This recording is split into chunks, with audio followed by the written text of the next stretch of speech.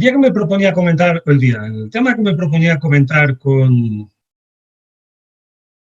vosotros ahora, contigo, es cómo vivir en paz con tu conciencia y sin volverte loco. Así es que a ello vamos. Esto se encuentra en la primera epístola de Pedro, capítulo 3, versículos del 8 al 17. ¿Me acompañáis?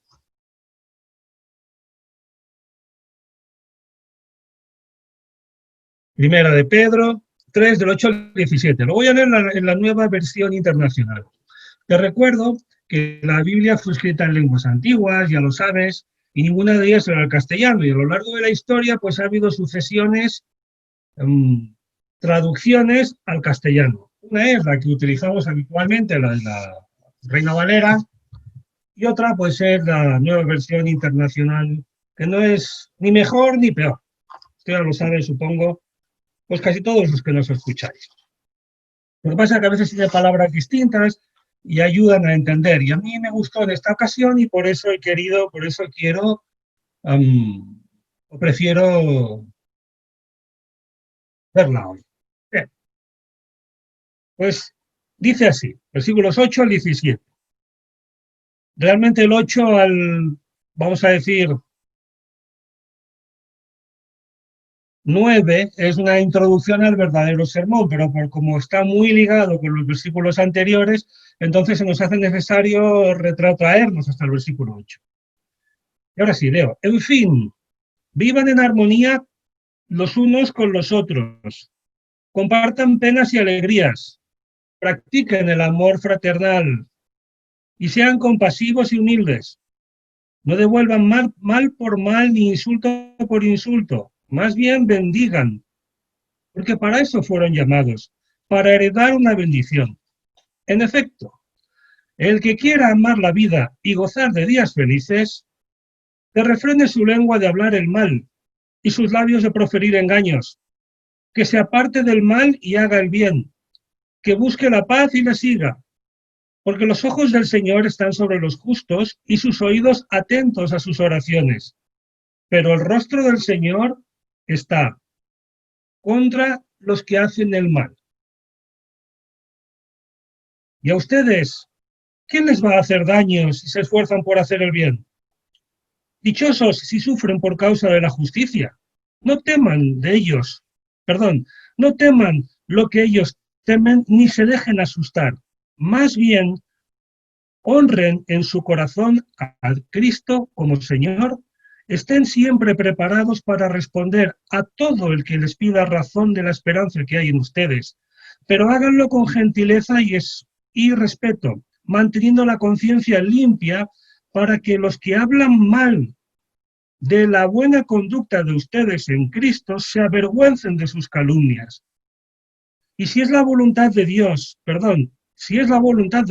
es preferible sufrir por hacer el bien que por hacer el mal. Casi nada. Yo he escogido para este sermón, pues lo que te decía como título, ¿cómo vivir en paz sin volverte loco con tu propia conciencia? Naturalmente es un sermón que está dirigido a personas que han nacido de nuevo y que tienen una conciencia cristiana o cristianizada y sensible a la palabra de Dios, porque si tu caso, que nos escuchas bien por internet o bien ahora mismo, es que no tienes muy claro si eres cristiano o hasta qué grado eres cristiano, pues tal vez tu conciencia funciona de otra manera y quizás estas palabras no sean para ti. Pero si tu conciencia es la conciencia de un cristiano nacido de nuevo, pues está como muy claro lo que tienes que hacer para vivir en paz contigo y no volverte loco, o para no ser tan coloquial en mis palabras, para no, digamos, caer en crisis internas que te conduzcan, pues, a contradicciones que te hagan ser infeliz y frustrarte personalmente. Mira, tienes que hacer 3 cosas. 1, 2 y 3. Tienes que tener presente 3 cosas, tener y tener. Ten cuidado con lo que dices. En segundo lugar, ten cuidado con lo que haces. Y en tercer lugar, ten una vida con una sana conducta. Ya está, eso es todo. Ten cuidado con lo que dices, ten cuidado con lo que haces y ten una sana conducta. Mira, lo primero que tienes que hacer es tener cuidado con lo que dices. Eso está en el versículo 10. Pero antes de comenzar, momento, antes de comenzar, porque tiene aquí un preámbulo precioso el apóstol Pedro, que dice que quien quiera amar la vida y gozar de días felices, stop. ¿Tú quieres vivir la vida? ¿Tú quieres vivirla bien y tener satisfacción y felicidad en la vida? No sé, este es el preámbulo. Porque la vida merece la pena ser vivida y ser feliz en la vida, al final, no nos engañemos, es uno de los grandes objetivos de la humanidad y de la existencia propia, que no es malo en sí mismo.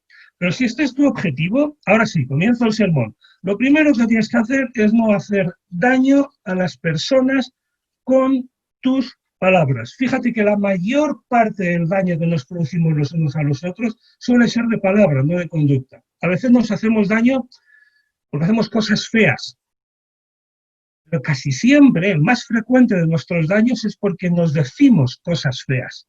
Y esto se tiene que acabar. Fíjate que en este versículo no se menciona, no se aclara a quién debe no hacerse daño de palabra. Dice que no nos hagamos daño los unos a los otros. Luego yo entiendo que se está refiriendo pues a cualquier persona de tu entorno, cualquier persona de la iglesia, de la familia, del vecindario, del entorno laboral, de tus relaciones. Se trata simplemente de no ofender a otros con tus palabras, no de hacer la pelota diciendo a los demás lo que les gustaría oír. Yo no estoy diciendo eso, eso es otra cosa que está mal también. Se trata de ser justo y no hacer nada que pueda ser, perdón, no decir nada que pueda ser ofensivo. ¿Bien? Fíjate que la frase está relacionada con el versículo 9. Dice, no devuelvan mal por mal.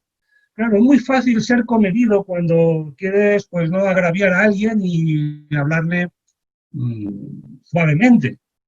El versículo 9, cuando recibes el insulto, muchas veces nos creemos en derecho de devolver ese insulto porque hemos sido agraviados primero. Como él me ha faltado el respeto, yo me veo en el derecho de faltárselo a él porque él me lo faltó primero. Al menos yo funciono así. Y lo que me dice aquí Pedro es justo que no haga eso, que no devuelva mal por mal ni insulto por insulto, más bien bendiga. Y no vuelve a decir ¿a quién bendigo? ¿A quien me ha bendecido primero? No, porque no está hablando de la bendición. Me está diciendo que bendiga a quien me ha insultado, porque eso es lo que sí está hablando.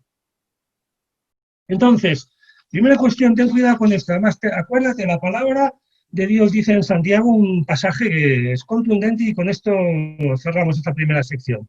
Sobre la lengua y sobre las palabras que nos decimos unos a otros a veces. Leemos. Esto está en Santiago 3, del 4 al 10, así es que no puedes estar en desacuerdo de lo que voy a decir. Es la versión de la Biblia de las Américas, pero es igual. Mirad también las naves, aunque son tan grandes e impulsadas por fuertes vientos, son sin embargo dirigidas mediante un timón muy pequeño por donde la voluntad del piloto quiere. Así también la lengua es un miembro pequeño y sin embargo se jacta de grandes cosas. Mirad qué gran bosque se incendia con un pequeño fuego, y la lengua es un fuego, un mundo de iniquidad. La lengua está puesta entre nuestros miembros, la cual contamina todo nuestro cuerpo, es encendida por el infierno, inflama el curso de nuestra vida. Porque todo género de fieras y de aves, de reptiles y de animales marinos se pueden domar y han sido domados por el género humano, pero ningún hombre puede domar la lengua. Es un mal turbulento y lleno de veneno mortal. Con ella bendecimos al Señor y Padre, y con ella maldecimos a los hombres que han sido hechos a la imagen de Dios. De la misma boca proceden bendición y maldición. Hermanos míos, esto no debe ser así. Amén. En segundo lugar, no digas mentiras. En este primer apartado, ten cuidado con lo que dices. No solamente no ofendas, sino que tampoco digas mentiras.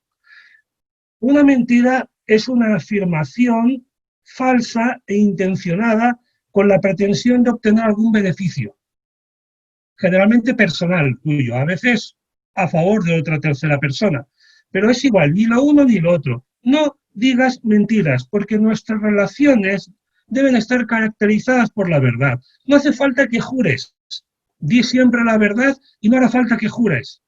Aparte, ya sabes que a Dios no le gusta que jures, porque también lo dice en la Biblia. Si no te ves capaz de decir la verdad, no la digas. ¿Me estás contradiciendo, Pablo? No me estoy contradiciendo. Yo estoy diciendo que todo lo que digas sea verdad, no que digas toda la verdad. Si algo crees que no puede hacer bien a una persona que lo sepa, o porque le debes lealtad y respeto a otra tercera persona, porque es tal vez una confidencia suya, no la digas. Guarda silencio y ya está. Pero cada cosa que digas, eso sí, tiene que ser verdad. Por tanto, ten cuidado con lo que dices, pero no solamente ten cuidado con lo que dices, ten cuidado también con lo que haces. Esa es la segunda parte, versículos del 11 al 12. Fíjate que dice, apártate del mal. ¿Te has dado cuenta? Apártate del mal y haz el bien. De nuevo aparece la palabra mal otra vez. Y fíjate que hay que apartarse de lo que es malo. Ya no es decir o no decir cosas malas, sino no practicar cosas malas con tu cuerpo. No hagas esas cosas. No vayas a esos sitios. Apártate. Apartarse es un acto volutivo. ¿Volutivo? He dicho, volutivo. Ah, sí, claro, de la voluntad. Porque tú decides hacer una cosa u otra. Eso quiere decir volutivo. Yo decido hacer esto y lo hago. No es una cosa espontánea, una apetencia, un deseo, un impulso inexplicable. No, no, es algo que yo me propongo, que hago, porque sé que es bueno. Por ejemplo, trabajar. Yo casi nunca tengo ganas de trabajar, pero casi siempre, bueno, casi no, siempre voy a trabajar. Y cuando no lo hago, me aseguro muy bien que mis jefes saben que no voy a trabajar y por qué no voy a trabajar. Bueno, pues esto es un poco lo mismo. Es una cuestión de voluntad. Apártate del mal.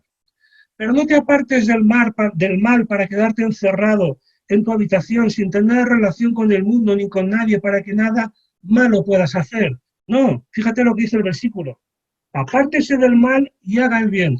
Es decir, por una parte, aléjate de aquello que es malo y practica aquello que es bueno. Apártese y haga. Mira el contraste que establece. Apártese y haga. Practica, pero evita a la vez. Tienes que aprender a escoger, hermano, hermana, oyente. Tienes que aprender a distinguir lo bueno de lo malo, lo que parece bueno y no lo es de lo que a lo mejor no lo parece o sí lo es o claramente lo parece. Y para eso hace falta conocimiento y madurez personales y espiritual. Y eso es algo que debes pretender en tu vida. Porque donde no distingues lo bueno de lo malo, eso también lo dice Santiago, no lo vamos a leer, estás arrastrado por cualquier viento de doctrina. En otras palabras, cualquiera que te cuenta una milonga, te lo crees o te engaña. ¿Te acuerdas lo que pasaba en Corintios, que lo estudiamos?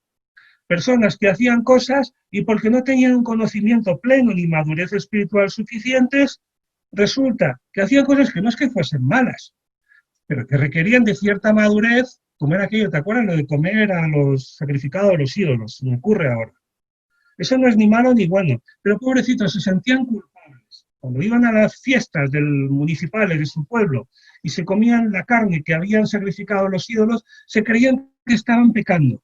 En cambio, su hermano, que era igual que él, no se sentía fatal en absoluto. ¿Dónde estaba la diferencia? Eso lo aprendimos en el grado de madurez. Hay que llegar a ese grado de madurez ya. Hay que crecer para apartarnos del mal, para distinguir lo bueno de lo malo o lo bueno de lo que lo parece y no lo es. Además de apartarse del mal, hay que aprovechar las ocasiones que te ofrece cada día para hacer el bien. Como dice aquí el refrán, haz el bien y no mires a quién. Y esto a mí me cuesta un montonazo, porque si amas a quien te ama, ¿qué mérito tienes? Eso lo hace cualquiera. Pero si haces el bien a quien te hace el mal, eso es propio de los hijos de Dios. ¿Te suenan estas palabras? Esto no es cosa mía, esto está en Lucas 6.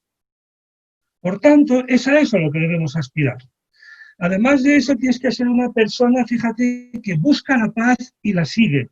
Es decir, tienes que caracterizarte por practicar y difundir la paz. La paz no es el buen rollo, ¿eh? El buen rollo a veces es otra cosa que, bueno, hemos inventado en el siglo XXI, pues para más o menos lubricar nuestras relaciones sociales y no tener conflictos con la gente. La paz es algo mucho más importante que el buen rollo y mucho más escalado personal que el buen rollo simplemente. La paz es buscar, bueno, en principio, tener armonía en las relaciones y eso no es simplemente un estado emocional. La paz es tener armonía interna también, porque tendría, o debemos considerar una dimensión social con los demás, una dimensión personal conmigo mismo y una dimensión espiritual con Dios. En cualquier caso, la paz se busca. Si la paz se busca, es porque no la tenemos necesariamente, o si la tenemos podemos perderla.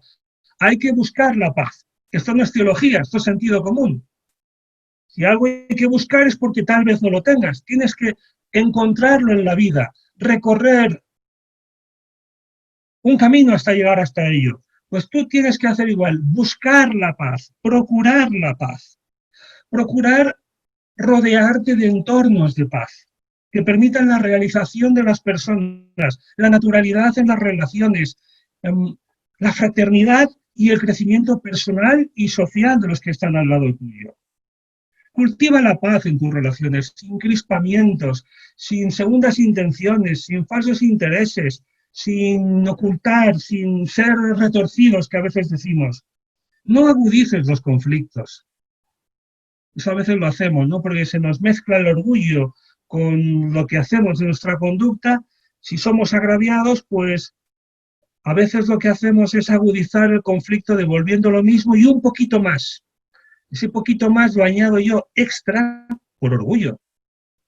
Eso no se hace, eso no es propio de un cristiano.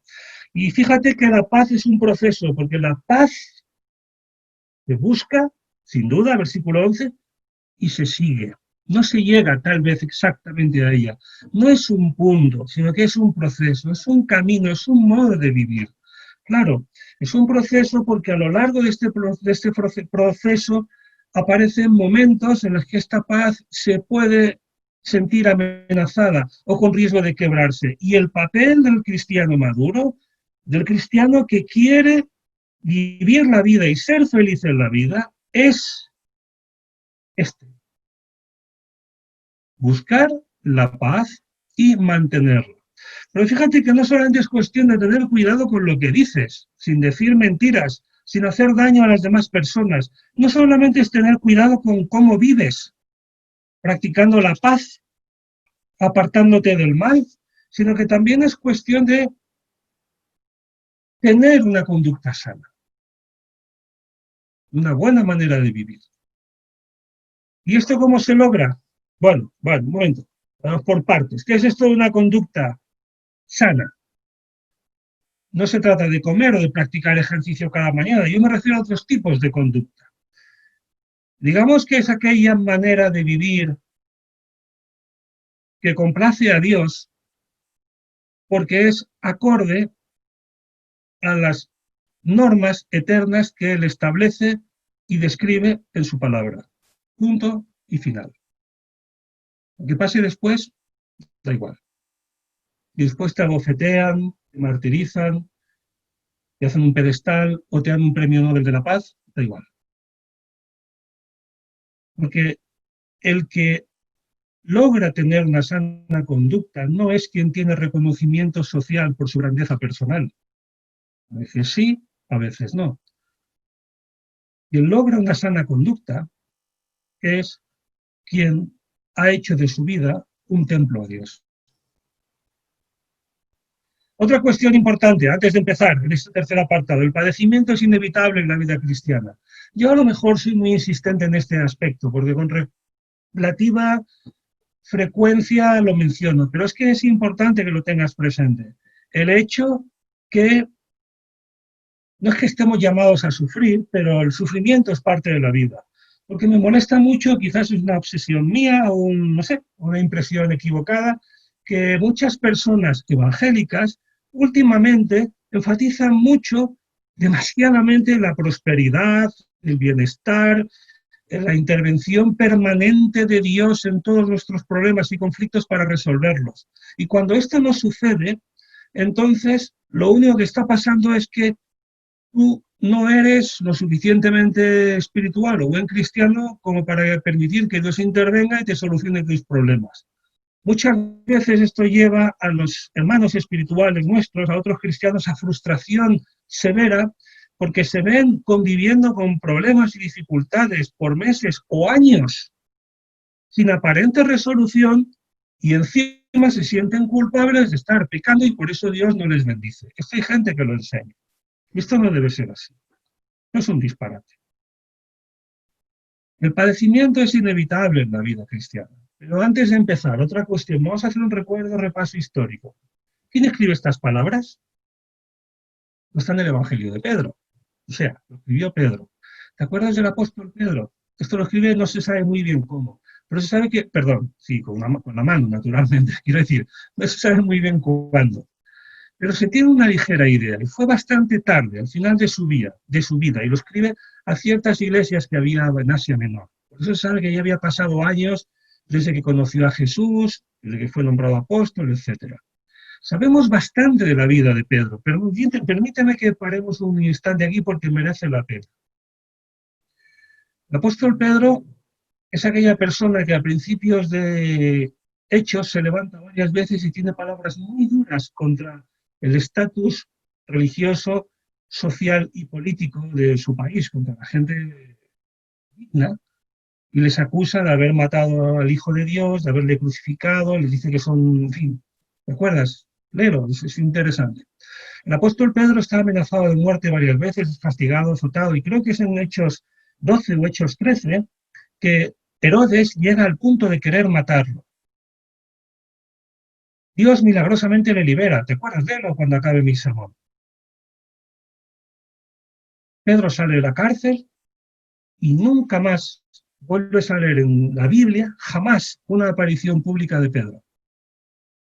Bueno, sí, en el Concilio de Jerusalén, en Hechos 16, pero nunca más se le vuelve a oír hablar en público. Ya lo que tenemos son menciones del apóstol Pablo a Pedro y estas epístolas, porque Pedro, me temo, no lo sé, pero me parece bastante claro que desde este momento en el que casi lo matan, pasó a la clandestinidad y así vivió durante toda su vida evitando la persecución. Quiero decir con esto, y he dedicado estos minutos a Pedro para recordarte que él tiene autoridad moral para decirnos lo que es tener una sana conducta y lo que es el padecimiento. Porque él padeció toda su vida esta persecución y al final, si la tradición no es equivocada, murió por ella. Por la persecución, quiero decir. Entonces Pedro sabe de lo que habla. Y Pedro sabe lo que habla en el versículo 13, cuando dice, o cuando pregunta, ¿y quién es aquel que os podrá hacer daño? Yo te lo pregunto a ti ahora. ¿Quién te puede hacer daño? ¿Has contestado ya? No, no conteste. Esta pregunta está mal formulada. Esto no se pregunta así, Pablo. Si has contestado, te he liado con mis palabras. No. Esto no es así. Esto no está bien dicho. No es así. ¿Quién te puede hacer daño si haces el bien? Ahora he formulado bien la pregunta. Porque esa es la pregunta que Pedro formula en el versículo 13. Si haces el bien, ¿quién te puede hacer daño? Esto lo llaman preguntas retóricas, que es una figura de, ya lo sabes, del lenguaje, en la cual tú haces la pregunta y todo el mundo sabe la respuesta. Y lo preguntas solamente para que el oyente reflexione y se diga a sí mismo nadie y se sienta feliz. Pero no porque sea un artificio o un engaño, es que realmente es así. Y lo cierto es que podemos pensar en muchas personas que pueden matarnos o pueden amargarnos la existencia físicamente, pero no existe nadie que pueda hacernos daño o liberarnos o privarnos de la herencia eterna que nos espera. Y yo creo que Pedro habla en estos términos. Mira, tal vez padezcas por hacer el bien. Esta es una consecuencia de este asunto. Lo está diciendo aquí el apóstol también. Puede que padezcas. Si padeces por hacer el bien, pues considéralo un motivo de felicidad. Hombre, Pablo, te has pasado con esto de la felicidad. A lo mejor estás pensando. Bueno, yo creo que no me he pasado, ¿eh? Mira el versículo 14. Mas también si alguna cosa padecéis por causa de la justicia, fíjate, por hacer el bien, versículo 13, por causa de la justicia. A ver, si yo padezco el encarcelamiento por atracar un banco, eso no es de lo que está aquí hablando Pablo, porque eso es cometer un delito y la cárcel es la justa retribución a mi mala conducta. Pero yo no estoy hablando de esto, ni Pedro tampoco. Si alguna persona padecéis por causa de la justicia, bienaventurados sois. Bienaventurados, te recuerdo que significa feliz. Es decir, tienes que considerarte feliz, afortunado y dichoso de tener el honor de padecer por causa de la justicia. Si padeces por causa de tu mala conducta, tienes que sentirte avergonzado. Pero si es por causa de la justicia, en otras palabras, si es por causa del Evangelio, tienes que sentirte feliz y afortunado, como lo oyes. Mira, más importante que saber si vas a padecer o no vas a padecer, te lo digo ya, te lo digo hoy. No, esa no es la pregunta importante. La pregunta es ¿por qué vas a padecer? Esa sí es la pregunta. Si voy a tener que verme envuelto en problemas a consecuencia de mi mala conducta, o voy a tener que verme envuelto en problemas a consecuencia de mi sana conducta. Eso es lo que a ti debe preocuparte. Y es a donde te quiero llevar a reflexionar. Concluye, Pablo, concluye. Bueno, pues concluyamos. 3 cosas hemos visto. Primera, tienes que tener cuidado con lo que dices. Segunda, tienes que tener cuidado con lo que haces. Tercera, tienes que tener una sana conducta. Tienes que ser valiente. Y concluyo diciéndote esto, sé valiente. Y no tengas miedo al padecimiento ni a los que puedan hacerte daño, porque lo máximo que pueden hacerte es daño físico, que no es mucho, o sí, bueno, depende cómo valores tu vida, pero si la valoras bien a escala eterna, no es nada comparado con lo que tenemos por delante. No tengas miedo, como por tanto, a esas personas, tal vez malas, que puedan hacerte daño, porque nadie te va a privar de la eternidad que te aguarda. No temas a los que pueden matar el cuerpo. Teme más bien a aquel que puede destruir tu alma y tu cuerpo en el infierno. Esto no lo digo yo, esto lo dice nuestro Señor en Mateo 10. Vive santamente, que tu alma sea un santuario a Dios, donde brille la luz de Dios dentro de ti. Y cuando la gente, como decía este pasaje al final, que no lo estamos comentando, pero sí lo menciono ahora, cuando la gente vea esa luz brillar, pues depende, unos dirán que eres maravilloso y reflejas el carácter de Dios, y otros dirán que eres un ser horrible. Da igual lo que digan, porque los criterios de